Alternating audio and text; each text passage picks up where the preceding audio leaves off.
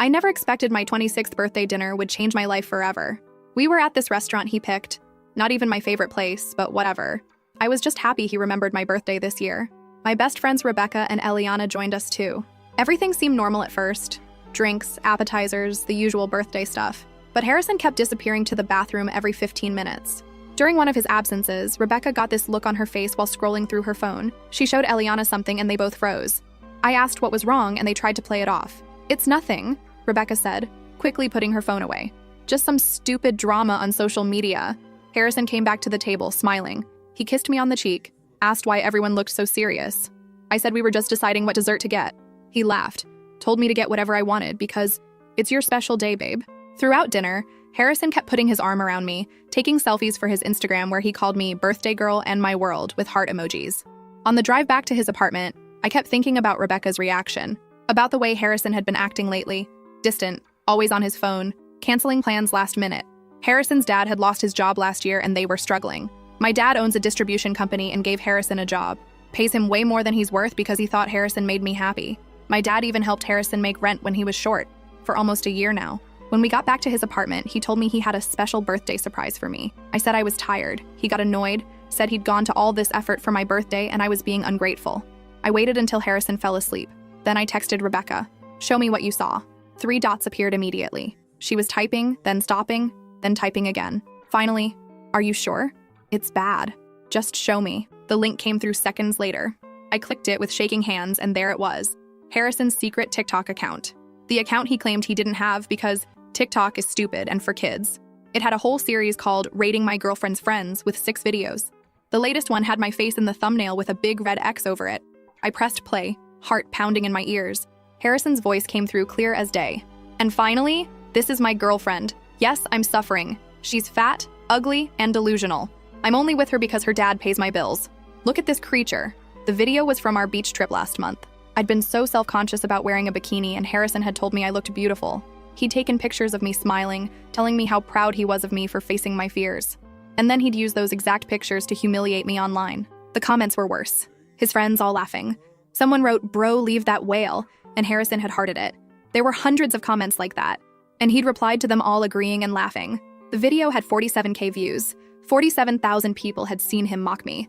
I looked over at Harrison sleeping peacefully beside me. This man who had just hours ago told me he loved me, who had spent the last 3 years of my life making me believe he cared, who had taken my family's generosity and repaid it by humiliating me online for clout. I went through his phone while he slept, found all the messages with his friends laughing about me, found the dating apps he was using. Harrison lives in an apartment my dad owns, drives a car my dad helped him buy, has a job only because of my dad. And all this time he's been making videos about how ugly I am and how he's just using me for money. The irony is, I'm the one who convinced my dad to help him in the first place. I could have woken him up right then, could have screamed and cried and thrown his phone at his lying face, but something stopped me. I realized that if I confronted him now, he'd just deny it or say it was a joke or blame me for overreacting, and nothing would really happen to him. He might lose me, but honestly, the videos made it clear he didn't even want me. The only thing he'd lose is my dad's money. The next morning, I made him breakfast like nothing was wrong. I kissed him goodbye when he left for work. Then I called Rebecca and Eliana. I told them I had seen everything, and I told them I wasn't going to just cry about it. I wasn't going to just break up with him. I wasn't going to just expose him. No, what Harrison had done to me deserved something much more creative. I decided I needed a plan. Not just any plan, but something that would make him regret every word he ever said about me. Update. I spent the next 3 days researching everything about Harrison's social media. Turns out, rating my girlfriend's friends was just the tip of the iceberg. He had accounts everywhere. Twitter, Instagram, Snapchat, all under different names, but all clearly him. In each one, he complained about being stuck with me, posted side-by-side comparisons of me versus hot girls, and basically documented how he was using me and my family for money. Rebecca and Eliana came over and helped me document everything. We downloaded all the videos, took screenshots of all the comments. There was a whole group chat with his friends where they made fun of me, my weight, even the way I talked. They had a running joke about how Harrison was taking one for the team by dating me because my dad was his meal ticket. My dad has always been overprotective. Single dad, only daughter. When I started dating Harrison, Dad was skeptical but warmed up when he saw how happy Harrison made me. When Harrison's family fell on hard times, I was the one who convinced my dad to help him out. My dad trusted my judgment, and I had vouched for this piece of shit who was laughing at us behind our backs. I called my dad and asked him to meet for lunch, just the 2 of us. We met at his favorite steakhouse, and I could tell he knew something was wrong.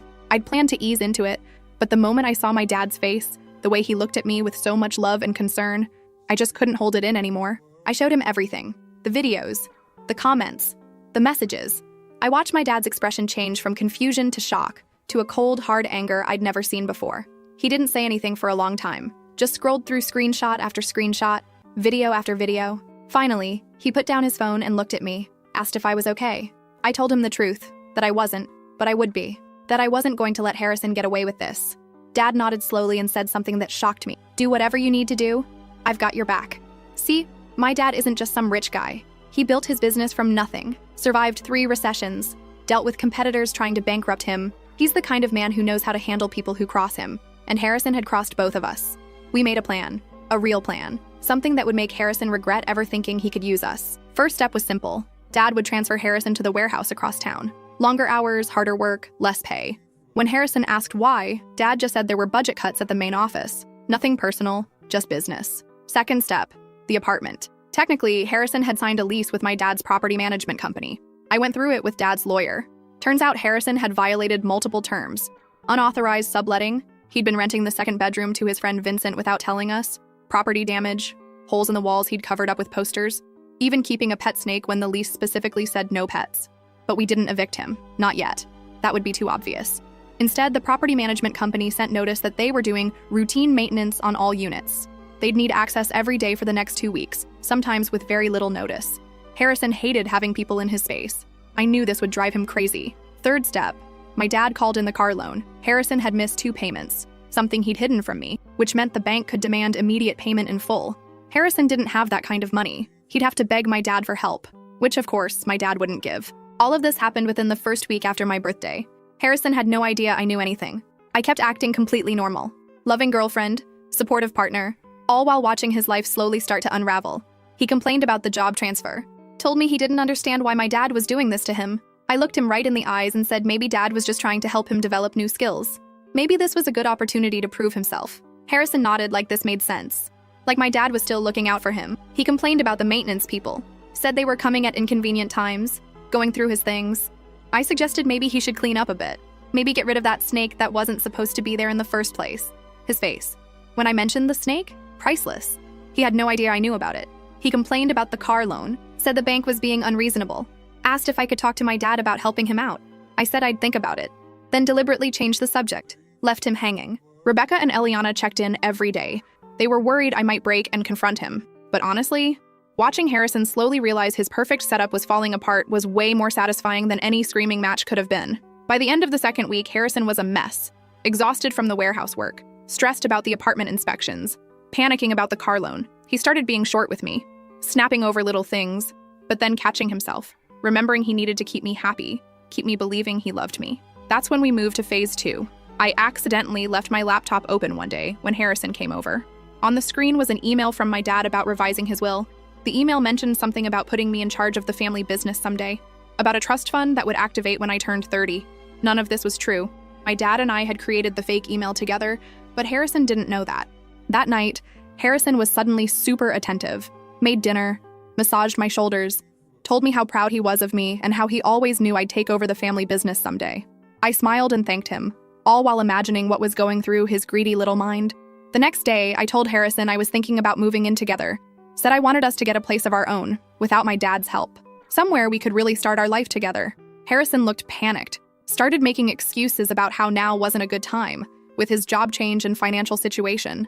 I pushed a little, acting hurt, asking if he didn't want a future with me. He backpedaled hard, said of course he wanted a future with me, said moving in together would be amazing, then suggested maybe we could use one of my dad's properties instead of finding a new place. Maybe that bigger luxury apartment downtown that Dad had just renovated? I said I'd think about it, watched him relax, thinking he'd dodged a bullet. What Harrison didn't know was that I'd already moved most of my stuff out of his apartment, all the things I'd left there over the years, clothes, makeup, books, even the special coffee machine I'd bought him for Christmas, that he never used because he actually hated coffee. Rebecca and Eliana had helped me pack it all up during the day while he was at work. I was also documenting everything, taking videos when he wasn't looking, recording our conversations, making notes of every time he lied to my face, every time he pretended to love me while I knew he was mocking me to his friends. The warehouse transfer had another purpose too. It separated Harrison from his work friends, the ones who commented on his videos, the ones who knew the truth. I asked my dad to keep an eye on him, and he reported back that Harrison was isolated at the warehouse. Nobody wanted to be friends with the boss's daughter's boyfriend. They all thought he was a spy for corporate. Harrison's car situation got worse. Without help from my dad, and with his reduced salary, he couldn't make the payments. The bank sent a final notice. Harrison was desperate enough that he tried to go directly to my dad, bypassing me. Showed up at his office unannounced. My dad played it perfectly. Listened to Harrison's story about financial hardship, about how much he loved me and wanted to build a future with me, about how embarrassed he was to ask for help again. Dad nodded sympathetically, then said something amazing. If you truly love my daughter and want a future with her, prove it. Propose to her. Make a commitment. Then we'll talk about financial help. Harrison came to me that night practically bouncing with excitement. Told me he'd had a great talk with my dad. That dad had given him some man-to-man advice about our relationship. I asked what kind of advice, and Harrison said he didn't want to spoil the surprise. Then he asked what kind of rings I liked, if I preferred traditional or modern styles. I played along, pretending to be excited, showing him pictures of rings I liked. The next day, Harrison asked if we could have dinner at the same restaurant where we'd celebrated my birthday. Said he wanted to make up for being distracted that night. I agreed, secretly knowing exactly what he was planning. I called Rebecca and Eliana, told them Phase 3 was happening sooner than we expected. Harrison was going to propose, not because he loved me, but because he thought it would solve his financial problems. They were furious on my behalf, but I assured them I had it all under control.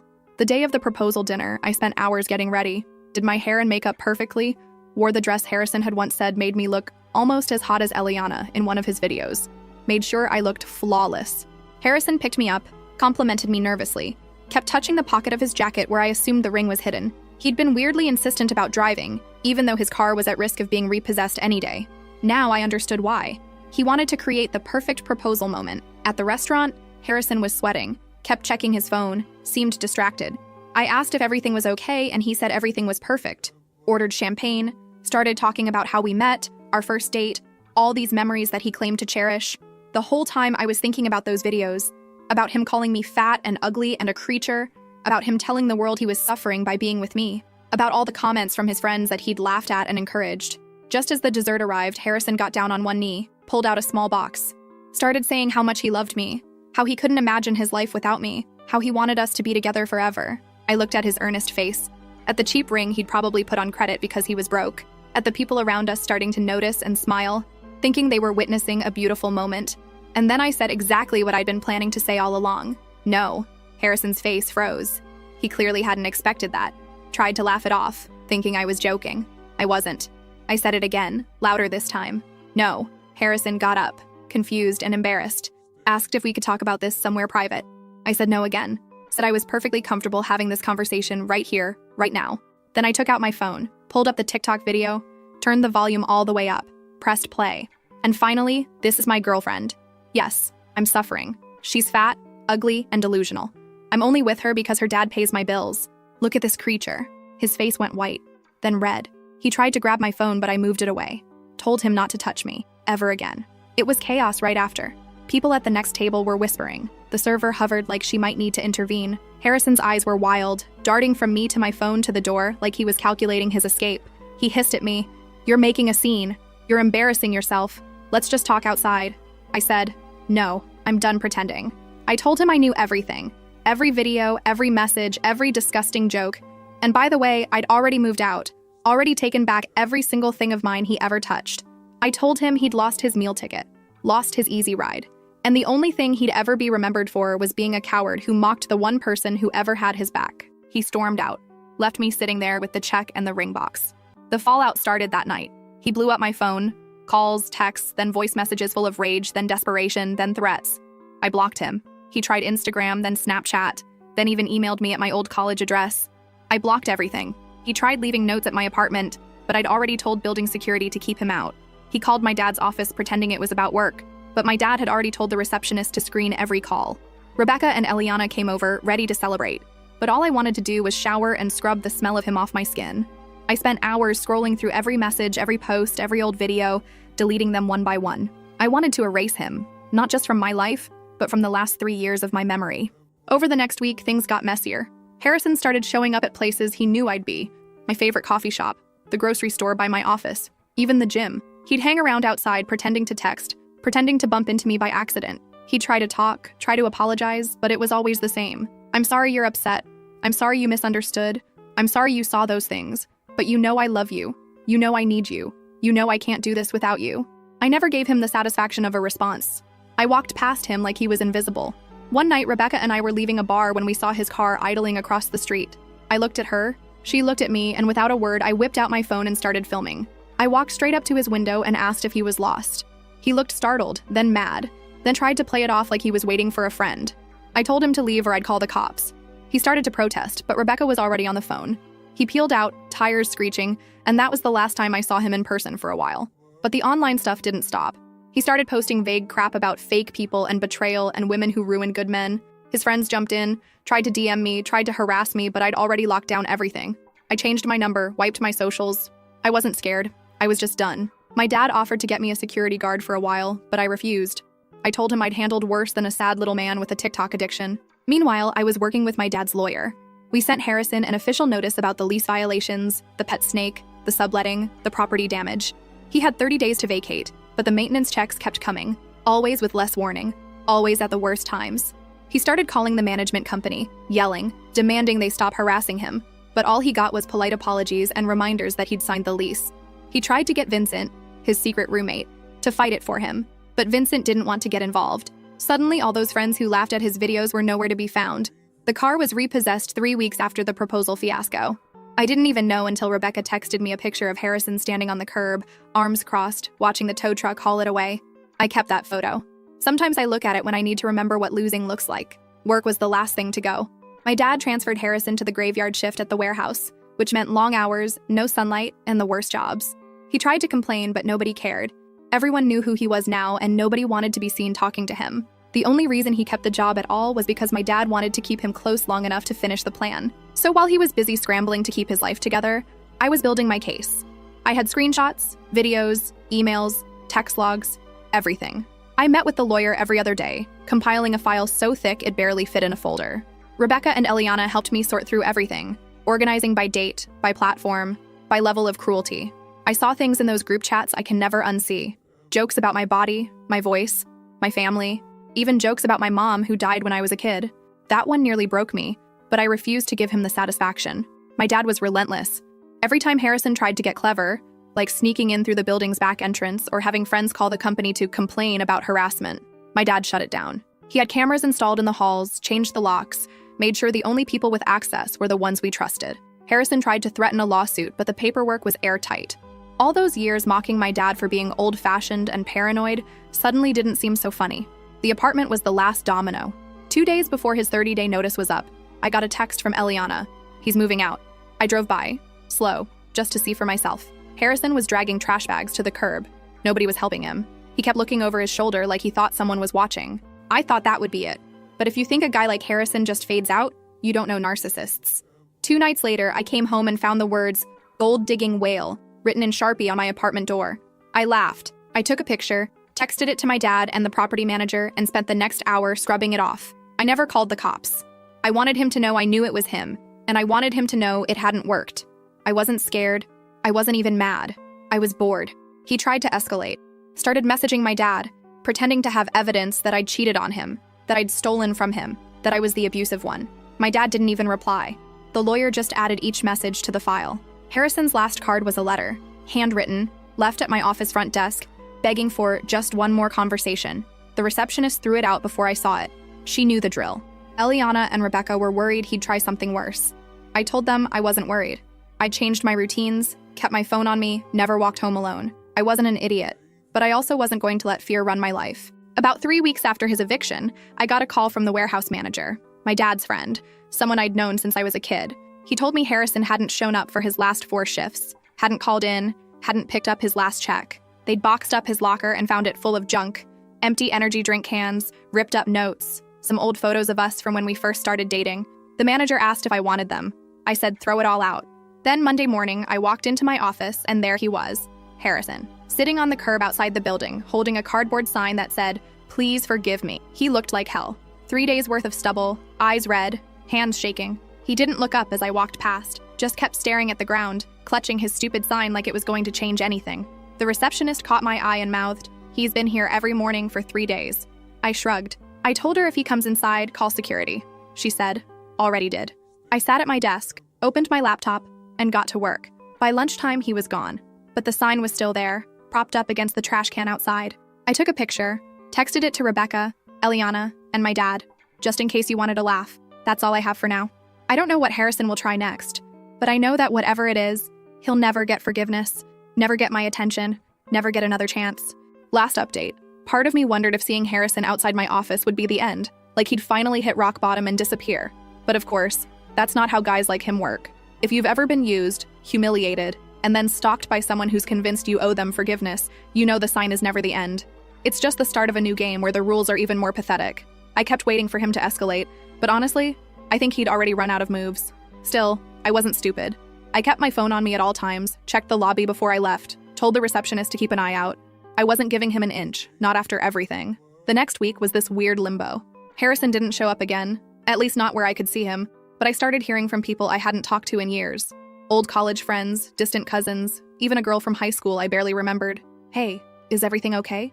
Did something happen with you and Harrison? Someone saw him outside your work. I got a message from Vincent, who hadn't spoken to me since all of this started, and it was just this rambling wall of text about how Harrison was in a bad place. Maybe I could just meet with him for 5 minutes just so he can have closure. I blocked him without even reading the rest. I was done giving any of those people my time, energy, or empathy. If you're still friends with a man who built a brand out of shaming the woman who saved his ass, you're dead to me, period. The official eviction process wrapped up. The apartment was trashed. Holes in the walls, beer stains on the carpet, a smell like something had died in the vents. The property company charged Harrison for every penny. My dad laughed when he saw the invoice. Karma, he called it. I agreed, but I didn't really care about the money. I cared that he was finally, officially, out. One day at work, I got a call from the warehouse. The manager said Harrison had come in to pick up his last paycheck, tried to start an argument about being wrongfully terminated. The manager told him, "You were never terminated, you just stopped showing up." Harrison yelled, ranted about my dad, about how he was being set up, how he deserved better. The manager said he just handed him the check, watched him leave, and locked the door behind him. I thanked him for letting me know, asked if there was anything I needed to do, and he laughed. Just keep living your life, kid. By the time my birthday rolled around again, I realized I hadn't thought about Harrison in days. Not even when I passed our restaurant, not even when I saw his old car parked on the street. Well, not his anymore. I took a deep breath. I went to dinner with my friends and my dad, let them toast me and tell embarrassing stories, let myself laugh until my stomach hurt. I wore the red dress, the one Harrison always said was too much. I looked in the mirror and saw someone I actually liked. Every once in a while, I'll get a weird DM or a friend request from some rando, but it doesn't faze me. I send it to the lawyer, block, move on. I know Harrison's out there somewhere, probably still telling some sob story about how I ruined his life. I'm not worried. I know who I am, and I know what he is. I hope he remembers every single thing he did and knows that he lost the one person who ever truly gave a damn. I hope every time he sees my name, he remembers he's nothing but a footnote in my story. A cautionary tale, not a tragedy.